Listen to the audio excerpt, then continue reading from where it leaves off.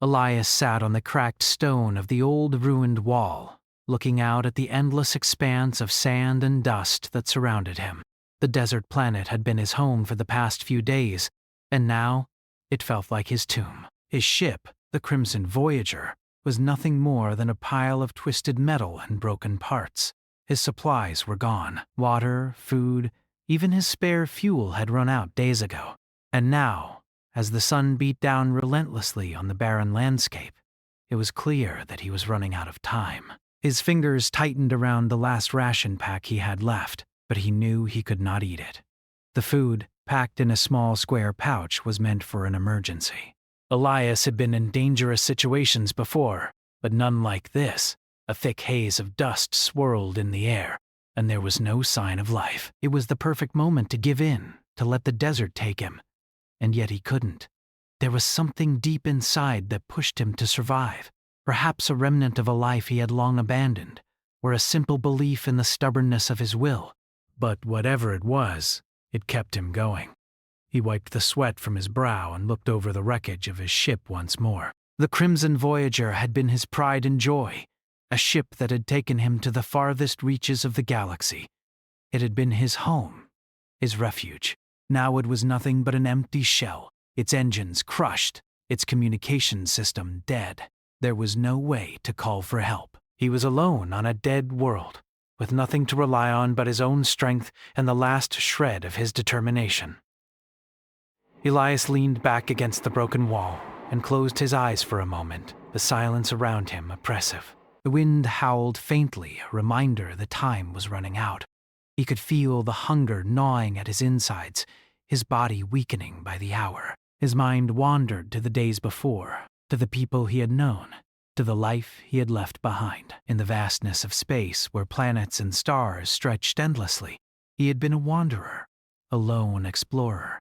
He had chosen this life, a life of solitude, because it was all he had ever known. But now, in the quiet of this forgotten planet, he found himself questioning everything. It was then that he heard it, a faint sound barely noticeable over the wind.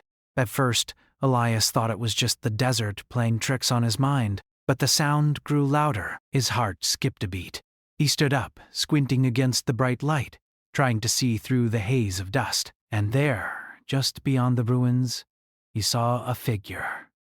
A woman.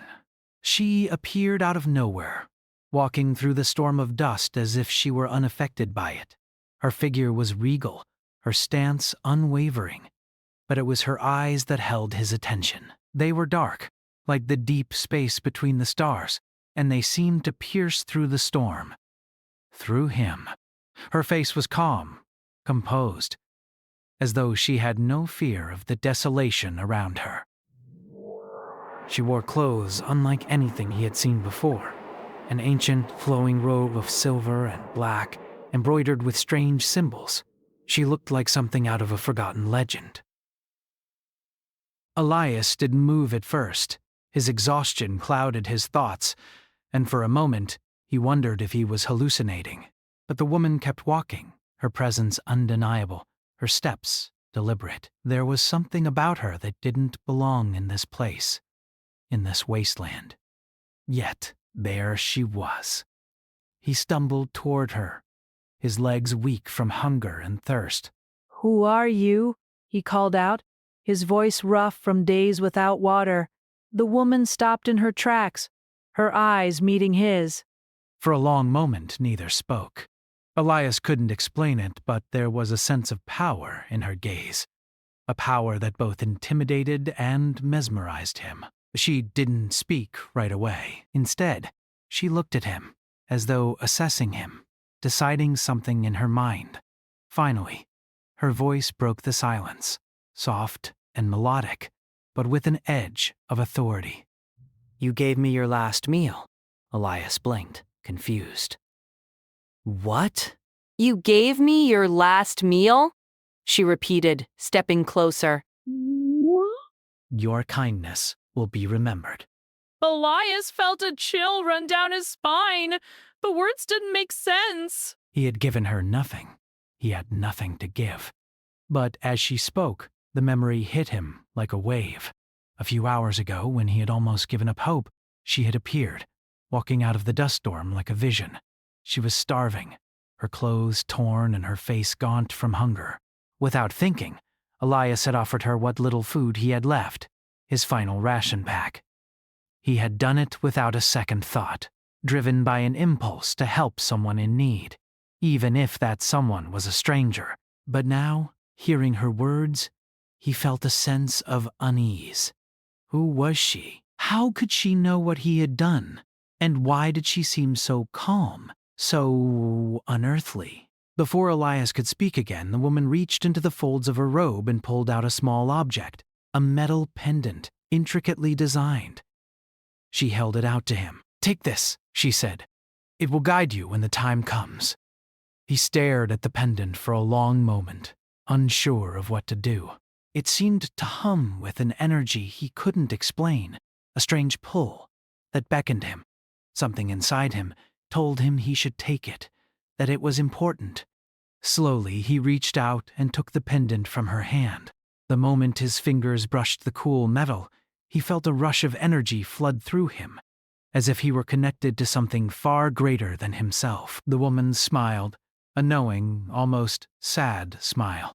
"I have shown you the path," she said, "but it is up to you to follow it." With that, she turned and began to walk away, her figure disappearing into the dust storm as suddenly as she had appeared.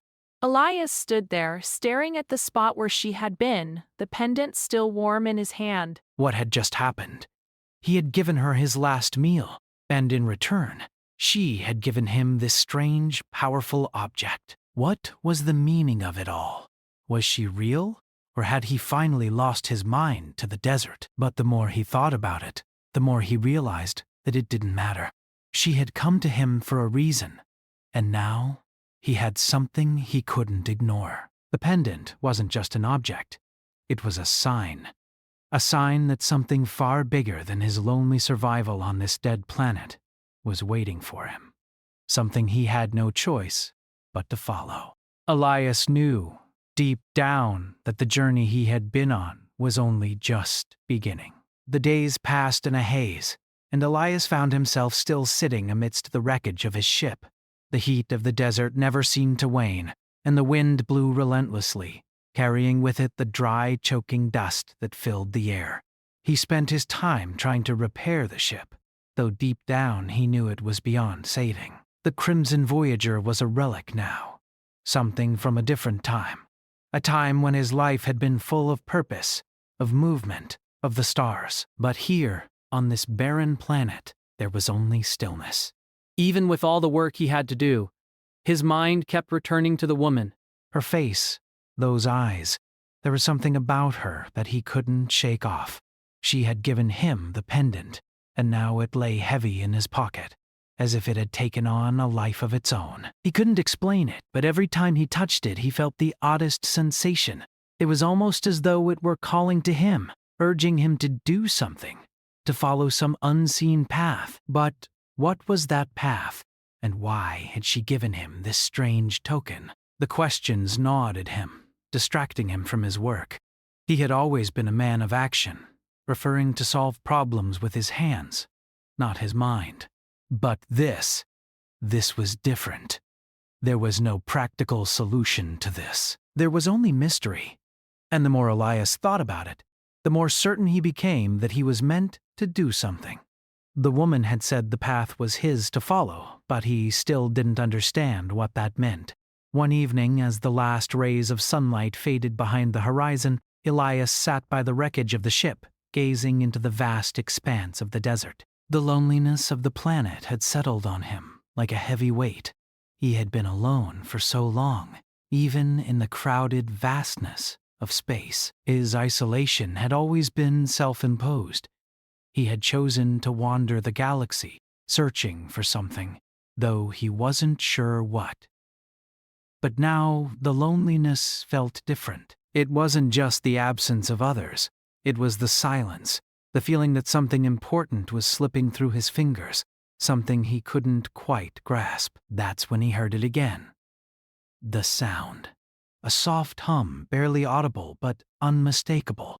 The The sound seemed to come from deep within his chest, as though it were resonating with the pendant in his pocket. Elias stood up quickly, his heart racing. He didn't know where the sound was coming from, but he was certain it was linked to the pendant. It was calling to him, and it was time to answer. Without thinking, he turned toward the wreckage of the ship and gathered his few belongings. The heat of the day was fading, and the desert was starting to cool. He looked one last time at the ship. His ship, the one he had failed to save. But there was no time for regret. Something had changed, and it was pulling him away from this place. He didn't know where it would lead, but he knew he couldn't stay here any longer. Elias took the first step into the unknown. The night was quiet as he made his way across the desert, the only sound the crunch of his boots on the dry ground. The stars above him stretched out in endless constellations, a reminder of the infinite vastness of the universe. And yet, for the first time in a long time, Elias felt a sense of direction. He wasn't just drifting anymore. He was walking towards something, even if he couldn't see what it was. Hours passed and he felt the weight of exhaustion begin to take over. The desert had no mercy, and every step felt like a battle against the unforgiving landscape. Yet the pendant in his pocket seemed to grow warmer, more insistent, as if it were guiding him. At dawn, the sun began to rise in the east, casting long shadows across the sand. Elias paused for a moment, looking out across the horizon. He had been walking through the night, his body weary, but he didn't feel the need to stop. The pendant had led him this far, and he couldn't deny the pull he felt. That's when he saw it. In the distance, through the haze of morning light, there was a shape. It wasn't the flat, barren landscape he had grown used to. No, this was different. There, rising above the dunes, was a structure. It was massive, ancient, and unmistakable. It was a city. Elias's heart skipped a beat. A city? On a planet like this? It didn't make sense. He had searched this world for days, and there had been no sign of life. But now, here it was. This towering, enigmatic city, hidden from view until just this moment. He didn't know why he was drawn to it, but every instinct in his body told him to move forward. As he approached the city, Elias's mind raced. How could a city exist here, so far from civilization? And who had built it? The architecture was unlike anything he had ever seen before. Sweeping, grand arches, shining metal that reflected the light of the sun in strange patterns, and towering spires that seemed to defy the laws of gravity. It was as if this city had been left behind by some ancient civilization, forgotten by time. He walked closer, his curiosity overwhelming any fear he might have had. The city seemed abandoned, but there was a strange energy in the air, an undeniable presence that made him feel as though he were being watched. As he crossed the threshold into the heart of the city, the pendant in his pocket grew warm once again. He could feel its pull, stronger than ever. It was guiding him toward something, toward a place within the city. But where? The city's silence was deafening. It felt as though the place was holding its breath, waiting for something to happen. Elias continued forward, his steps echoing in the empty streets. The closer he got to the center, the more intense the feeling grew, as if someone was waiting for him. And then he saw it. In the center of the city stood a massive, towering structure. It was unlike anything else in the city, more intricate, more powerful, as though it were the heart of the entire place. At the top of the structure, on a platform high above, Elias could make out a figure. It was her. Queen Islara. She stood there, looking down at him with those same piercing eyes that had haunted him ever since their first meeting. She hadn't changed at all. There was no sign of weariness on her face, no sign that she had ever been in the desert, struggling for survival. She was every bit the regal figure she had been before, and Elias realized, with a shock, that she had been waiting for him all along. She raised her hand, and suddenly, Elias felt a shift in the air. The ground beneath him trembled slightly, as though the entire city were alive, and the energy from the pendant surged through his body. "Elias," she said, her voice echoing in the vastness of the city. "You've found your path." And at that moment, Elias knew. The journey he had started, the path that had led him to this moment, was not just about survival. It was about something much greater, something that stretched beyond his understanding, beyond this city, beyond the galaxy. He had been chosen for a reason.